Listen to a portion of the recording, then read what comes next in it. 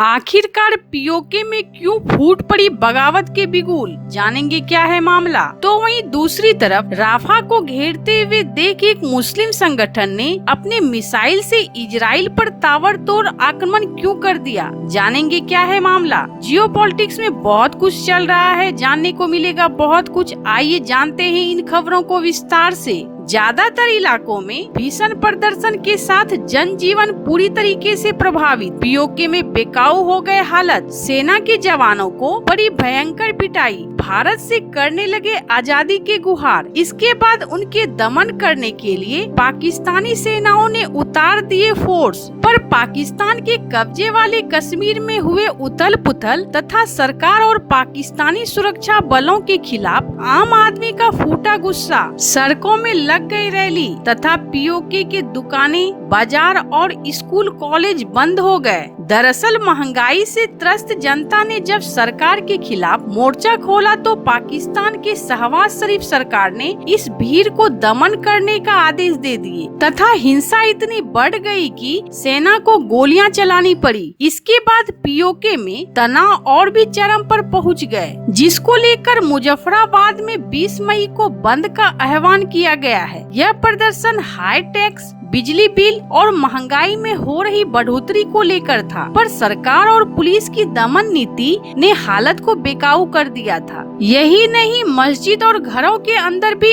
आंसू के गैस के गोले छोड़े गए। इसके बाद धीरे धीरे ये प्रदर्शन आगे की तरह दूसरे हिस्से में फैलना शुरू हो गई, जिसे रोकने के लिए प्रदर्शनकारियों के ऊपर लाठीचार्ज और आंसू के गैस के गोले तथा निहत्थों पर गोली चलाने जैसे कुकृत कार्य को भी किया गया। इस घटना को लेकर पीओके के निवासी ने भारत से मदद की अपील की तथा गिलगिट बलूचिस्तान को आजादी दिलाने की मांग कर दी। पर अभी भारत पूरी फोकस अपने चुनाव पर केंद्रित करते हुए इस तरह के कार्यों से दूरी बनाकर बैठा है। पर बहुत जल्द पीओके को भारत में शामिल कर वहाँ के रह रहे निवासियों को बहुत जल्द इस परेशानी से मुक्ति दिला देगा, क्योंकि इसी चुनाव के दरमियान भारतीय विदेश मंत्री डॉक्टर जयशंकर तथा रक्षा मंत्री राजनाथ सिंह और गृह मंत्री के बयानों ने पीओके को अपना अभिन्न अंग बताया है और जल्द से जल्द भारत में शामिल करने का मन बना लिया है।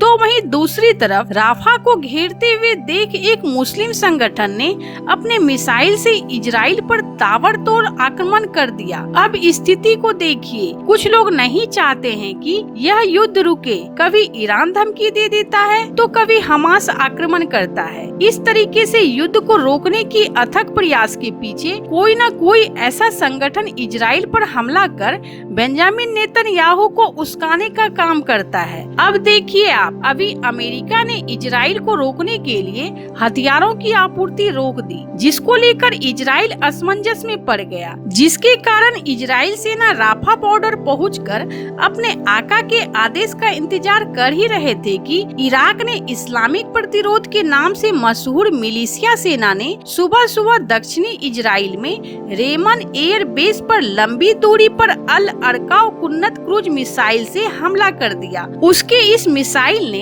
इजरायली सेना को भड़काने का काम किया है, क्योंकि चारों तरफ से इजरायली सेना से घिरे राफा शहर पर हमला करने का एक शुभ अवसर प्रदान कर दिया है। अब आप ही सोचिए, मिलिशिया सेना 2-4 मिसाइल हमला करके इजराइल का कुछ बिगाड़ नहीं पाया, पर पूरे राफा शहर को बर्बाद करवा के ही छोड़ेगा। अब सोचने वाली बात यह है कि जो इराकी संगठन इजराइल के एयर बेस पर हमला किया उससे अमेरिका भी काफी खफा है, क्योंकि इस संगठन में इजराइल के साथ साथ अमेरिकी सैनिकों के ऊपर बहुत बार हमला किया है, जिसको लेकर अब अमेरिका भी इस तरह के संगठनों को तबाह करने के लिए इजराइल को हथियार जो रोक रहा था वो फिर से देना शुरू कर देगा और एक और तबाही की शुरुआत बहुत जल्द देखने को मिलेगी। इसी बीच ईरान भी अचानक से भड़क उठा और दे दी परमाणु बम गिराने की धमकी। रूस, यूक्रेन और इजराइल हमास के महायुद्ध के बीच तीसरे महायुद्ध का खतरा बढ़ गया, जिसमें ईरान ने अपने अस्तित्व को बचाने के लिए परमाणु युद्ध का पहल करने से नहीं चूकेगा। अब देखिए इजराइल की बार बार की धमकी। अमेरिका की पाबंदी और इसी बीच ईरान का परमाणु कार्ड, ये तीनों युद्ध की माहौल को और भी गर्मा दिया। अगर ध्यान से देखा जाए तो ईरान हमास को समर्थन देकर इजराइल पर हमला करवाने में सबसे बड़ा योगदान है तथा अब धीरे धीरे कुछ मुस्लिम देशों को गाजा में हुए नरसंहार को हथियार बनाकर उस कावे की अथक प्रयास की जा रही है, क्योंकि धीरे धीरे हमास का सफाया और हमास के अंतिम किले को चारों तरफ से घिरा देखते हुए ईरान तथा उसके समर्थित आतंकवादी ने अपने हमले तेज कर दिए।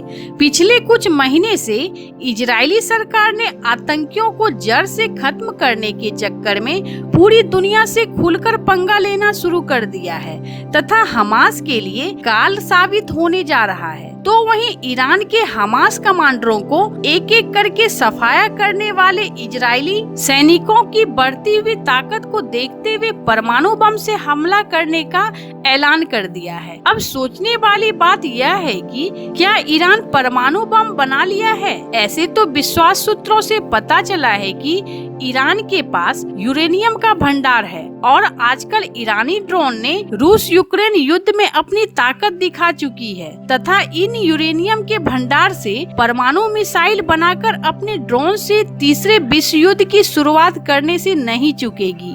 ऐसे इन सब मामलों में आपको क्या लगता है? आपकी क्या राय है? कमेंट कर जरूर बताएं और इस तरह की जानकारी के लिए मेरे चैनल को लाइक और सब्सक्राइब जरूर करें। जल्द मिलते हैं अगले वीडियो में नई खबर के साथ।